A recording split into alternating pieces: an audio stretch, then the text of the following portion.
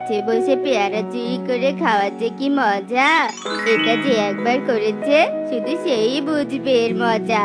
আর বাকিরা? রকি তার কথাটুকু শেষ করতে পারে না। এমন সময় সেখানে পেয়ারা গাছের মালিক তোতা চলে আসে। ফাজিল দুষ্টু পাখি, তুই আমার গাছের সব পেয়ারা নষ্ট করে দিচ্ছিস। আজ তো তোকে আমি মজা দেখিয়েই ছাড়বো। তুমি আমাকে ধরতে পারলেই না মজা দেখাবে? তুমি আমাকে কখনো ধরতেও পারবে না আর মজাও দেখাতে পারবে না। এই থাম থাম বলছি, পালিয়ে যাবি কোথায়? রকি খুব দ্রুত উড়ে সেখান থেকে পালিয়ে বান্টির টমেটোর জমিতে যায়। আর তোতা উড়তে উড়তে হাঁপিয়ে যায় আর গাছের ডালে বসে বিশ্রাম নিতে থাকে। শয়তান পাখি, তোকে তো আজ আমি মার খাইয়েই ছাড়বো। আগে একটু বিশ্রাম নিয়ে নেই, তারপর বাকি কাজ করব। তোতা রকির বাড়িতে যাওয়ার জন্য প্রস্তুত হতে থাকে। এদিকে রকি বান্টির টমেটো জমিতে গিয়ে মনের সুখে টমেটো খেতে থাকে। আর সেটা বান্টির পোষা প্রজাপতি দেখে ফেলে। এই দুষ্টু বাচ্চা ছেলে, তুমি অমন করে টমেটোগুলো কেন নষ্ট করছো? বেরিয়ে যাও বলছি এক্ষুনি ক্ষেত থেকে। চুপ ছোট্ট প্রজাপতি, একদম কথা বলবি না। যদি আবারও কথা বলিস না তাহলে তোকে আমি পায়ের নিচে ফেলে পিছিয়ে মারবো। হ্যাঁ, প্রজাপতি আর কোনো কথা না বলে সোজা বান্টির কাছে যায়। আর প্রজাপতির মুখে রকির কথা শুনে বান্টি দৌড়ে জমিতে আসে। এদিকে ততক্ষণে রকি সেখান থেকে চলে যায়। বজ্জাত রকি পালিয়েছে, কিন্তু পালিয়ে আর যাবে কোথায়? আপনারা এতক্ষণ ধরে যে রকিকে দেখছেন সে আসলে মা বাবা মরা একটা ছানা। ছোটবেলায় মা বাবা হারানোর পর থেকে রকি তার মামা মামির সাথেই থাকতে শুরু করে। তোমরা কি তোমাদের বাড়ির ছেলেকে আমাদের ক্ষতি করার জন্য রেখেছো নাকি? হ্যাঁ, কেন, কি হয়েছে? রকি আবার কি করেছে? রকি আমার সব পেয়ারা নষ্ট করে দিয়েছে। আমার টমেটো জমির সবগুলো টমেটো নষ্ট করেছে রকি। এখন যদি তোমরা তোমাদের বাড়ির ছেলেকে শাসন না করো তাহলে আমরা সবাই মিলে ওকে অনেক মারবো। তোমাদের মারতে হবে না, আজ আসুক খালি বাড়িতেও, আমি তোমাদের সবার সামনেই ওকে ধরে মারবো। ঠিক তখনই রকি বাড়ি ফিরে আসে। এদিকে কোনো রকিকে আর কোনো কিছু বলার সুযোগ না দিয়ে খুব মারতে থাকে। আহ! মামা, মামা আমাকে আর মেরো না মামা, আমার যে খুব লাগছে। আমাকে মেরো না। না টোনা, একদম থামবে না, মারো ওকে, আচ্ছা করে মারো। একদম মান সম্মান সব ধুলোয় মিশিয়ে দিল আমাদের। দিলাম এখন একটু বড় হয়েছে, আর একটু বড় হলে রোজগার করে খাওয়াবে আমাদের, কিন্তু সেটা আর হলো কোথায়? উল্টো সবার মুখে কথা শুনতেই তো দিন চলে যাচ্ছে। মারো, আরো বেশি করে মারো। যা ক্ষতি করেছে না আমাদের, তা ওর রক্ত দিয়ে শোধ হবে না। রকির কষ্টে সবাই অনেক আনন্দ পেতে থাকে। আর এসব দেখে রকির অনেক কষ্ট হয়। আর রকি মনে মনে ভাবতে থাকে, সবাই আমার কষ্ট দেখে এত খুশি হচ্ছে, আমি সবার এই খুশি নষ্ট করেই দিব। আমি সব জ্বালিয়ে পুড়ে ছাই করে দিব, আমাকে আর কেউ আটকাতে পারবে না। রকি মনে মনে তার সিদ্ধান্ত নিয়ে নেয়। এদিকে সবাই সেখান থেকে চলে যায়। টোনা টুনিও তাদের নিজেদের ঘরে চলে যায়। সামান্য পুচকে ছানার এত বড় সাহস, এতগুলো পাখিকে জ্বালায়। প্রহরী, এক্ষুনি ওই বেটা রকিকে ধরে কারাগারে বন্দি করে ফেলো। ওই শালার বেটা জেলে সারা জীবন বন্দি থাকলেই দ্বিতীয়বার আর কোনো অপকর্ম করার চিন্তা মাথাতেও আসবে না ওর। রাজার কথা মতো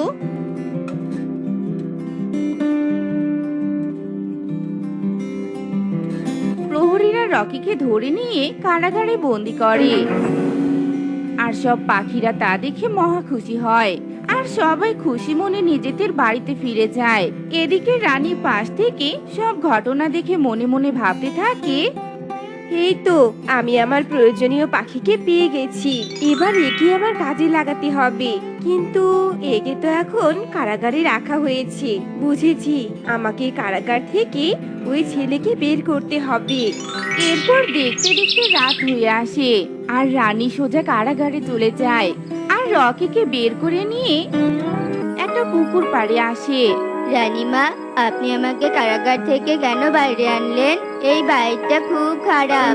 এখানে কেউ আমাকে ভালোবাসে না, আদর করে না, সবাই খালি মারে আর মারে। কারাগারই তো ভালো ছিল, ওখানে কেউ আমাকে মারতো না। এখানেও আর কেউ তোকে মারবে না। তুই এখানে এই পুকুর পাড়ে আর সারা রাত থাকবি। তারপর আমি তোকে প্রাসাদে আমার সন্তানের মতো করে রেখে দিব। এখানে থেকে আমি কি করব? সেসব কথা পরে হবে, এখন আমি আসি রে। রকিকে রেখে রানী সেখান থেকে প্রাসাদে চলে যায়। এদিকে দেখতে দেখতে রাত গভীর হয়ে আসে। জানি না কেন যে রানীমা আমাকে এখানে রেখে গেল। আচ্ছা, সে যাই হোক, খোলা আকাশের নিচে একটু বসে থাকি। এ কি, ছোটু থেকে মুরগি উঠে আসছে, আবার অদৃশ্য হয়ে যাচ্ছে। এগুলো আসলে যাচ্ছে কোথায়? এই বেটা, এই বেটা, এই দাঁড়া দাঁড়া বলছি। এই শালার বেটা মুরগি, দাঁড়া বলছি। না, এগুলো তো একটাও দাঁড়াচ্ছে না। যা, তোদের সাথে আমি আর কথাই বলবো না। এবার আমি নাক ডেকে ঘুম দিব। রকি গাছের তলায় শুয়ে নাক ডেকে ঘুমাতে থাকে। এদিকে দেখতে দেখতে সকাল হয়ে আসে আর রানী পুকুর পাড়ে এসে রকিকে বলে, কাল রাতে কারোর সাথে দেখা হয়েছিল? হ্যাঁ, অনেকগুলো মুরগির সাথে দেখা হয়েছিল, কিন্তু শালার বেটা মুরগিরা কেউই আমার কথাই শোনেনি। ওরা শুনবে না কথা। এটা হলো মুরগি দেয়া পুকুর। আমার শ্বশুর আমাকে এই পুকুর উপহার দিয়েছিল, আর তখন থেকে এটা আমার নামেই আছে। এই পুকুর থেকে যে মুরগিগুলো বের হয় সেগুলো অনেক দামি মুরগি। আমার তো সন্তান নেই, তাই আমি চাই এই পুকুরের মালিক আমি তোকে বানাবো, আর তুই আমার সন্তান হয়ে থাকবি রে। রানীর মুখে এমন কথা শুনে রকি কান্না করে দেয়। এদিকে কালু কাক পাশ থেকে সব কথা শুনে মনে মনে ভাবে, এত দামি মুরগি তো একদম হাতছাড়া করা যাবে না, আমাকে তো এগুলো নিতেই হয়। এরপর কালু রাতের অপেক্ষা করে। এদিকে দেখতে দেখতে রাতও হয়ে আসে। রকি পুকুর পাড়ে ঘুমিয়ে পড়ে। এদিকে কালু সেখানে আসে। আরে আরে কালু কাকা, অমন একটা একটা করে মুরগি দিয়ে কি তোমার পোষাবে বলো? তার থেকে ভালো হবে তুমি পুকুরে নামো, আর পুকুর থেকে সব মুরগিগুলো তুলে নিয়ে এসো। হ্যাঁ হ্যাঁ, তুই অনেক ভালো কথা বলেছিস রে। বোকা কালু রকির কথা শুনে পুকুরে নামে, আর সে সাঁতার না পারার কারণে পুকুরে ডুবে মারা যায়। এদিকে রানী রকির এমন বুদ্ধি দেখে অনেক খুশি হয়, আর রকিকে নিজের ছেলের মতো করে বড় করতে থাকে। গিন্নি, তাড়াতাড়ি চলো, সন্ধ্যার আগে এই বন ছেড়ে সবুজ শ্যামল বন খুঁজে বের করতে হবে। চলো চলো। কি ব্যাপার কবুতর, তোরা এই সকাল সকাল কোথায় ঘুরতে যাচ্ছিস? আর কোন বনে রে? তোরা না বলেছিস যে তোদের কোনো আপনজন নেই? আরে দাদা, ঠিকই তো, আমাদের কোনো আপনজন নেই, আর আমরা কোনো আপনজনের বাড়িতেও যাচ্ছি না। আসলে আমরা এই মরুভূমি বন থেকে চিরবিদায় নিয়ে চলে যাচ্ছি। এই বনে থেকে আর কি করব তোমরাই বলো? না আছে গাছ, না আছে গাছে ফল ফুল, না আছে নদীতে পানি, খেতেও ফসল হয় না। না খেয়ে অকালে মরে যাওয়ার চেয়ে এই বন ত্যাগ করা অনেক ভালো। ঠিকই বলেছিস বিউটি, আমরা তোদের সাথে যাব অন্য বনের সন্ধানে রে। কণিকা, চলো কণিকা। এরপর বিউটি, কবুতর, যজ্ঞ কণিকা সামনের দিকে উড়তে থাকে। উড়তে উড়তে ওদের সাথে নিয়ে দেখা হয়। এই এই, তোমরা সবাই ব্যাগ বস্তা নিয়ে কোথায় যাচ্ছো? আমাকে একটু খুলে বলো তো। আমরা এই মরুভূমির বন থেকে অন্য বনে যাচ্ছি, তুমি কি যাবে আমাদের সাথে? হ্যাঁ হ্যাঁ, অবশ্যই যাব। আমি তো অনেক আগেই তোমাদের বলেছিলাম এই বন ত্যাগ করতে। চলো চলো চলো সবাই। আরে, আমরা তো সবাই যাচ্ছি, কিন্তু মিনু মাসি আর টুনি তো আমাদের সাথে নেই। চলো চলো, সবাই টুনিদের ডেকে আনি।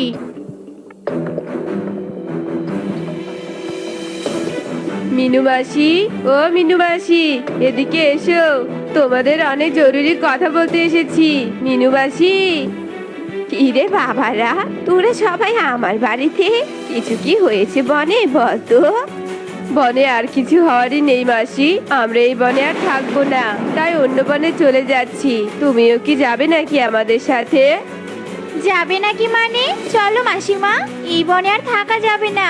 এই বনে থাকলে না খেয়ে অকালে মরতে হবে। না রে মা, এই বনে আমার জন্ম। এই বনে ছোট থেকে বড় হয়েছি।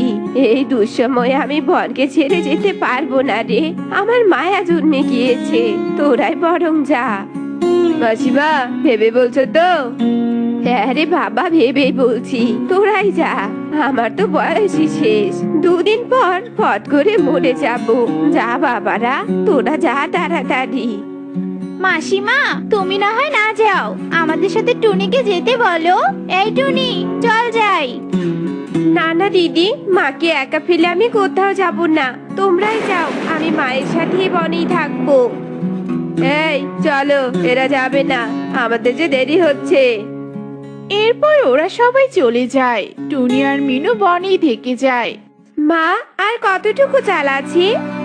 তুই আর আমি 3 দিন করে পুরো 6 দিন খেতে পারবো রে মা।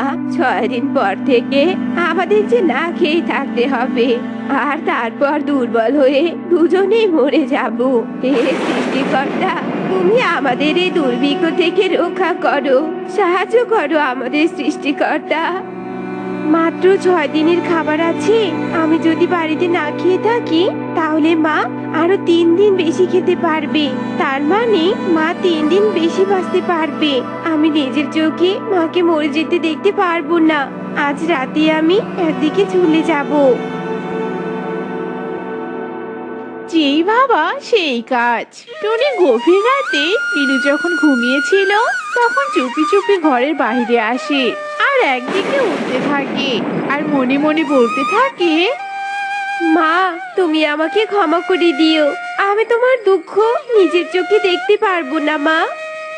টুনি রাতের আধারে উড়তেই থাকে। কিছু দূর গিয়ে টুনি একটা কুমড়ো ক্ষেতের মাঝে একটা ফুলের বাড়ি দেখতে পায়। টুনি অবাক হয়ে ফুলের বাড়ির সামনে দাঁড়ায়। আরে, এ আমি কি দেখছি? সবুজ কুমড়ো ক্ষেতের মাঝে ফুলের বাড়ি। যাই, ফুলের বাড়িতে প্রবেশ করে দেখি কে থাকে এখানে।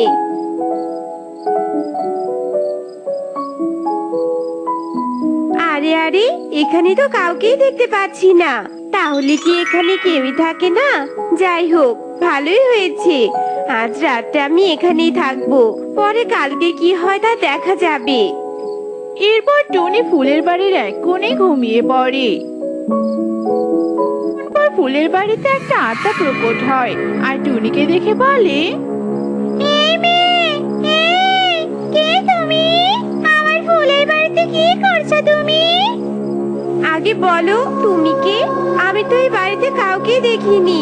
আর তোমাকে দেখতে এমন ভয়ঙ্কর কেন বলো তো? আমি হলাম আত্মা। এই ফুলের বাড়িটা আমার। আত্মা? আত্মা, তুমি আমাকে মেরো না। আমি এমনিতেই না খেয়ে অনাহারে মরে যাব। দয়া করে মারবে না আমাকে আত্মা। না খেয়ে অনাহারে মরে যাবে মানে? তুমি কোথা থেকে এসেছো বলো আমাকে। এরপর টুনি কাঁদতে কাঁদতে বনের খরার কথা খুলে বলে। সব শুনে আত্মা বলে, কেঁদো না মেয়ে, শান্ত হও। আমি তোমাকে সাহায্য করব। খরার কারণে আমার আত্মীয় স্বজন, এমনকি আমিও মরে গিয়েছি। সবাই আমাকে ছেড়ে স্বর্গে গিয়েছে, কিন্তু আমি এই বনের মায়া ত্যাগ করতে পারিনি। তাই এই বনের বাড়িতেই পড়ে আছি। আমি চাই না আমাদের মতো আর কেউ মারা যাক। তুমি তো আত্মা, তুমি কি করে সাহায্য করবে বলো? টুনির কথা শুনে আত্মা জাদু করে একটা পুতুল প্রকট করে আর বলতে থাকে, এই পুতুলটা জাদুই। এই পুতুলের কাছে তুমি যা চাইবে তাই দিবে। এই পুতুল দিয়ে তুমি নিজে উপকৃত হবে, আবার বনের সবাইকে সাহায্য করতে পারবে। আরেকটা কথা, মোটেও লোভ করবে না, বুঝেছো? যাও এবার নিজের বনে ফিরে যাও। এরপর টুনি খুশি মনে পুতুলটা নিয়ে বাড়িতে ফিরে আসে আর মিনুকে সব ঘটনা খুলে বলে। ওই আত্মাকে অনেক ধন্যবাদ আমাদের সাহায্য করার জন্য। পূর্ণিমা, এই বনটা সবুজ শ্যামলে ভরপুর যেন হয়, এই কথাটা বল তাড়াতাড়ি পুতুলকে। না না মা, আজকে না, কালকে বনের সব পাখিকে এই বনে ডেকে আনবো আর তারপর সবার সামনে চাইবো পুতুলের কাছে, বুঝেছো? চলো মা, এখন নিশ্চিন্তে ঘুমিয়ে পড়ি। সকাল তো হয়েছে মা, আমি বনের সবাইকে ডাকতে যাচ্ছি, তুমি বাড়িতে সাবধানে থেকো, কেমন?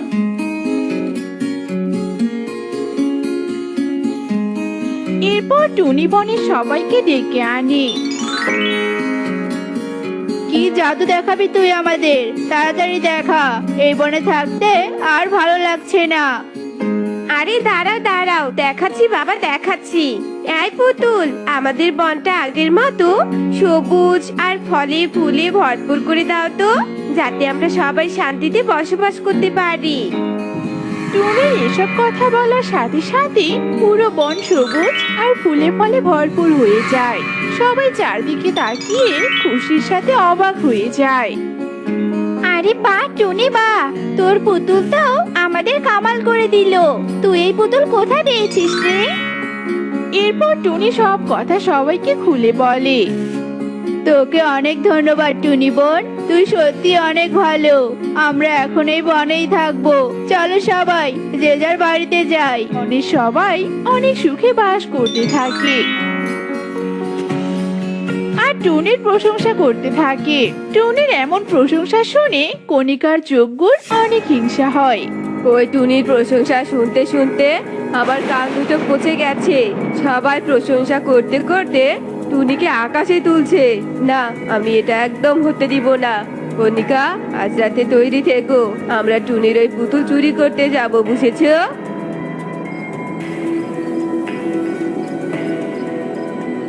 যজ্ঞ আর কণিকা রাতের আধারে চুপি চুপি টুনির ঘরে প্রবেশ করে আর পুতুল নিয়ে তার বাড়িতে ফিরে আসে।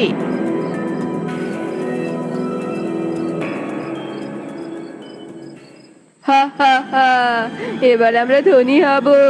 এই জাদুর পুতুল, এই বনটাকে আবার মরুভূমি বানিয়ে দাও তো, আর আমাদের অনেক সোনা দানা ফিরে দাও, বুঝেছো? যাতে আমরা আজকেই ধনী হয়ে যাই। জাদুই পুতুল ওদের কথা না শুনে লাঠি প্রকট করে আর ওদের মারতে থাকে। আর একটা আওয়াজ আসে। এই পুতুল আমি লোভের জন্য নয়, অন্যের উপকারের জন্য দিয়েছি। তোরা লোভ করেছিস, তাই শাস্তি পাবি। লাঠির মার খেতে খেতে কণিকা যজ্ঞ পালিয়ে যায় আর পুতুল আবারও টুনির কাছে ফিরে আসে। আর টুনি বনের সকলের সাহায্য সহযোগিতা করে সুখে